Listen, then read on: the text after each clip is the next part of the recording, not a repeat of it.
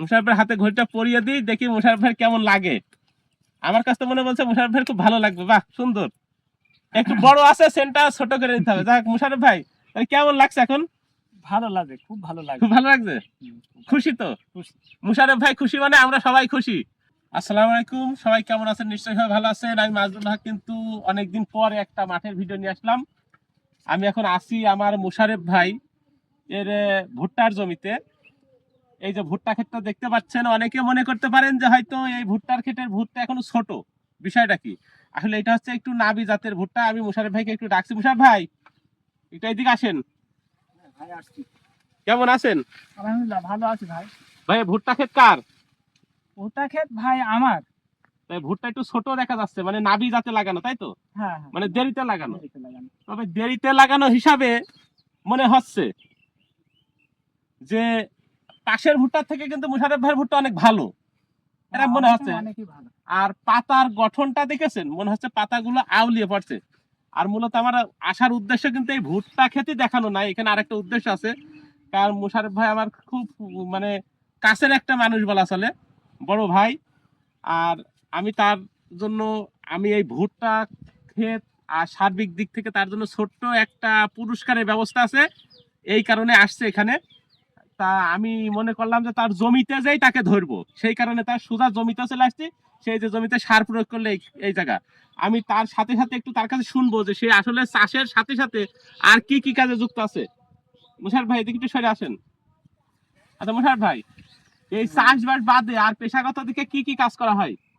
পেশাগত দিক থেকে ধান চাষ শুরু করা হয়, ভুট্টা করছি, আর এর সাথে আছে ওই সবজি বলতে পটল লাগাইছি খানিক, এই 8 কাঠা মতো জমি পটল আছে, আর আমার 10 কাঠা মতো হলুদ আছে। তাহলে সব রকম চাষই তো আছে, সব রকম চাষই আছে। কিন্তু একটা সবচেয়ে বড় একটা কাজ আছে, সেটা কিন্তু বাদ পড়ে গেল। কারণ আমি জানি যে মুশারফ ভাই কিন্তু আমাদের মহল্লার যে মসজিদ আছে সেই মসজিদের মুয়াজ্জিন হিসাবে কাজ করে।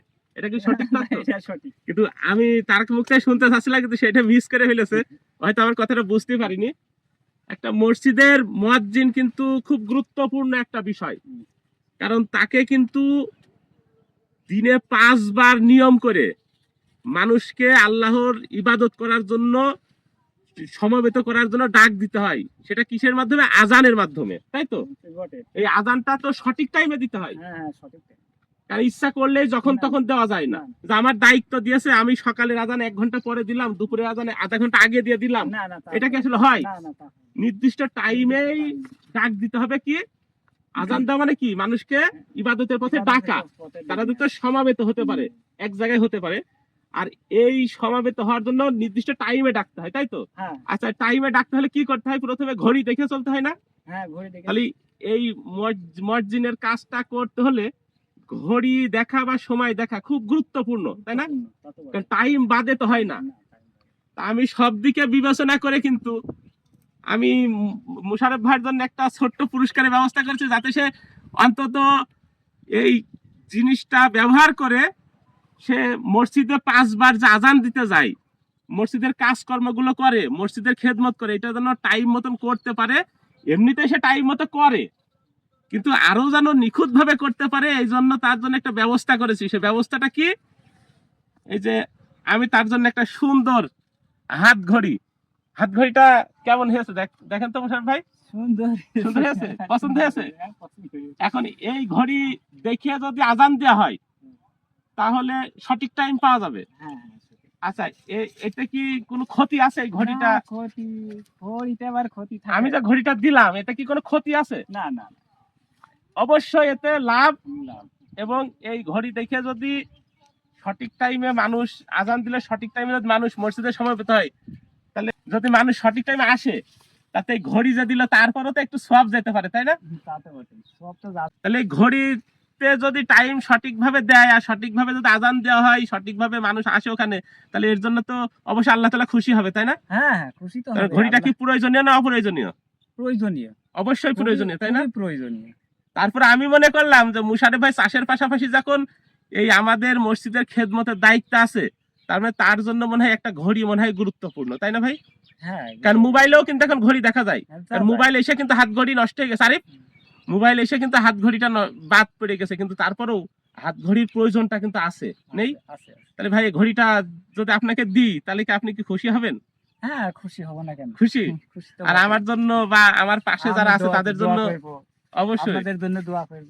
আচ্ছা, তাহলে ঘড়িটার দাম কত এটা বড় বিষয় না, না ওটা জানার কোনো কিন্তু ঘড়িটা একদমও কম মূল্যের না। কারণ আমি তো দেখিয়ে দিচ্ছি, কারণ সাধারণত ঘড়িতে কিন্তু টাইম থাকে, সেই সাথে কিন্তু ডেট এবং ডে, মানে তারিখ এবং দিনের সময়টা আছে। আর তারিখ এবং দিনের সময় আলা ঘড়ি কিন্তু কিনতে হলে একটু অল্প কিছু ব্যয় বেশি লাগে। আরিফ একটু যাক, আমি মুশারফ ভাইয়ের হাতে এই ঘড়িটা পরিয়ে দেব। ওই এই হাতে দাও, মুশারফ ভাইয়ের হাতে ঘড়িটা পরিয়ে দিই, দেখি মুশারফ ভাই কেমন লাগে। আমার কাছে তো মনে বলছে মুশারফ ভাই খুব ভালো লাগবে। বাহ, সুন্দর। একটু বড় আছে, সেন্টা ছোট করে নিতে হবে। যাক মুশারফ ভাই, তাহলে কেমন লাগছে এখন? ভালো লাগে, খুব ভালো লাগে। খুব ভালো লাগছে, খুশি তো? খুশি। মুশারফ ভাই খুশি মানে আমরা সবাই খুশি। আর মুশারফ ভাইয়ের জন্য দোয়া করব, তিনি কতদিন করতে পারবেন জানি না, যতদিন আমাদের মসজিদের মুয়াজ্জিন বা এই খেদমতের দায়িত্বে থাকবেন, আশা করব সে সঠিক এবং সুন্দরভাবে আল্লাহর রাস্তায় থেকে মসজিদের খেদমতটা করতে হবে ভাই, এটাই তো সঠিক। হ্যাঁ, কারণ এখানে তো ফাঁকির কোনো না লাইন না নেই, ফাঁকির কোনো লাইন কোনো ফাঁকি দেওয়ার লাইন নেই। কারণ আমরা যেখানে যত ফাঁকি দিই না কেন, দেখার জন্য একজন কি আছে? আল্লাহ, আল্লাহ আছে। তার চোখ ফাঁকি দেওয়ার কি কোনো উপায় আছে? না না কোনো রকম উপায় নেই। যাই হোক, মুশারফ ভাই খুশি মানে আমি খুশি, সবাই খুশি। তাহলে ভাই, তাহলে অবশ্যই দোয়া করেন, হ্যাঁ। জি। আর অনেকদিন ধরে রাখছিলাম আপনার জন্য দেওয়ার জন্য, যাই হোক সময় সুযোগ হয়ে ওঠেনি। আজকে একটু নিজের ব্যস্ততার কাজ মাছ থেকেও মাঠে ছুটে আসলাম, এজন্য পোশাক আশাকে লুঙ্গি পরে চলে আইছি যে তার মাঠে যে ধরতে হবে। তাহলে ভালো থাকবেন, হ্যাঁ। আল্লাহ হাফেজ। আসসালামু আলাইকুম।